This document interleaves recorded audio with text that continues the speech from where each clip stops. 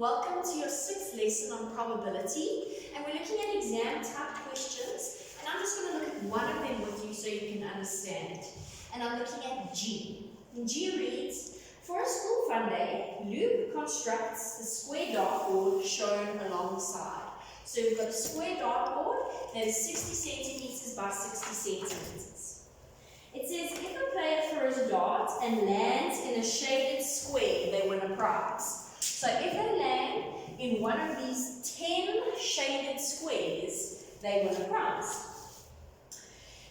If they don't hit the board, the throw doesn't count and they get another throw.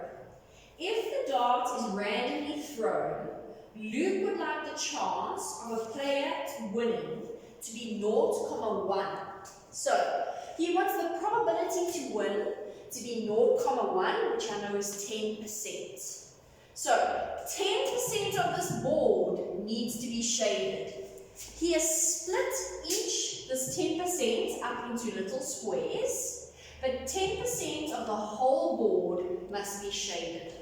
So what do we have to do? First question says, what must the area of the shaded region be for the probability to win to be 0.1? So out of this entire area of the square, how much must be shaded? Not necessarily separated, but just how much must be shaded all together. So what are we first going to do? We're going to calculate the area of the square, which I know is 60 centimeters squared, because remember it's side squared, and I land up with 3,600 centimeters squared. So that's the area of the whole square. Now I want 10% of this area to be shaded. And what do I know of means in maths? Of means to multiply. So the probability to win must be 10% of 3,600. And that leaves me with 360 centimeters squared. So out of this whole area, this is how much of that area is shaded in. And that will give me a 10% chance of winning. B then says, what length must Luke make each shaded square? So, what length must each square be so that in total, when I add their areas, I get 360 centimeters squared. So do you agree this 360 centimeters squared is not just, here's my square of 60 by 60, he hasn't just shaded there and all of that is 360. No, he's broken that shaded area up into little squares, 10 little squares. So in other words, he's divided the total shaded area into 10 parts. So that's what I'm going to do. I'm going to take the 10% chance of winning, 360, and I'm going to divide it by 10, and I end up with 36 centimeters squared.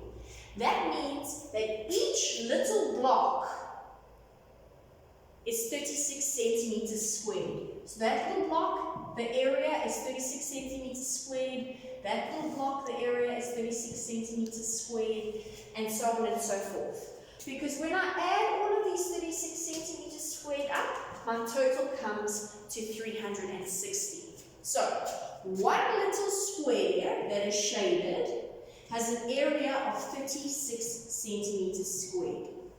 The question asks, what is the length of each side of the square?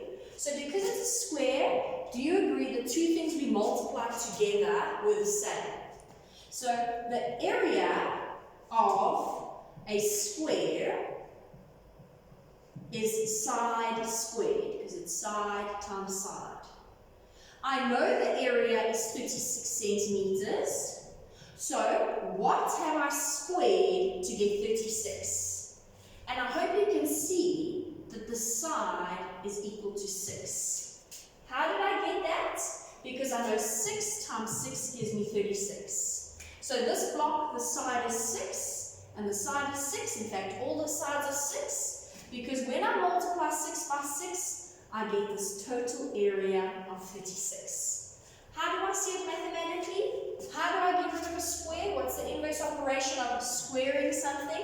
Please don't tell me it's cubing. The inverse operation of squaring is square rooting, because the square root cancels with the square. They're inverse operations. What I do to one side, I do to the other.